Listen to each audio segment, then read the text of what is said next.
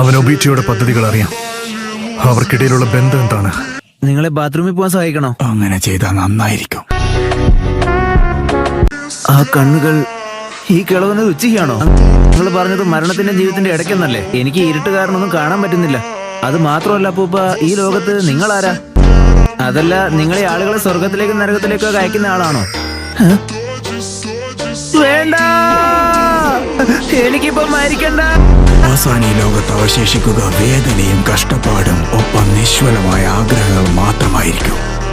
ഈ കിളവിന് ഇതെന്തൊക്കെയാ പുലമ്പിക്കൊണ്ടിരിക്കുന്നത്? നേരത്തെ സംരക്ഷിക്കണമെന്നതിൽ നിന്നാണ് വെറുപ്പമുണ്ടാവുന്നത്. ഓ, കിളവന്റെ ക്ലാസ് എടുപ്പ് തുടങ്ങിയല്ലോ. ഈ വയസ്സായവന്മാര് ക്ലാസ് എടുക്കാൻ തുടങ്ങിയാ പിന്നെ ഒരിക്കലും നിർത്തും. എന്താണ് വിശേഷം? സുഖം തന്നെയാണോ? ഒട്ടും സുഖമില്ല. ഒന്നും ഭക്ഷണം കഴിക്കേണ്ട ആവശ്യമേ ഇല്ലല്ലോ. ആ ചെലവ് മിച്ചം. പിന്നെ ബാത്റൂമിൽ പോകണ്ട.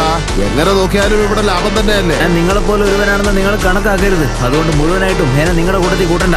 സത്യം പറഞ്ഞ ഈ ഉപകാരങ്ങൾക്കൊക്കെ നീ ഞങ്ങളോട് കടപ്പെട്ടിരിക്കണം. ശരിക്കും ഞങ്ങളെ നിന്റെ കൂട്ടത്തിലാണ് കൂട്ടാൻ പറ്റാത്തത്.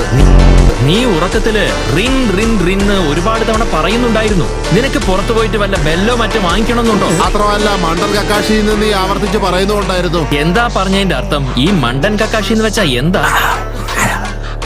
ഹലോ, ഞങ്ങൾ നിന്നോട് കുറച്ച് കാര്യങ്ങൾ ചോദിച്ചോട്ടെ. പ്രകൃതിയുടെ വിളി, അതായത് ഈ ബാത്റൂമിൽ പോകാൻ തോന്നുക എന്നുള്ളത് എങ്ങനെയുള്ള ഫീലിംഗാ? ശരി, ഞങ്ങൾ നിന്നോട് റിന്നിനെ പറ്റി മണ്ടൻ കക്കാശിയെ പറ്റി പിന്നീട് ചോദിച്ചോളാം.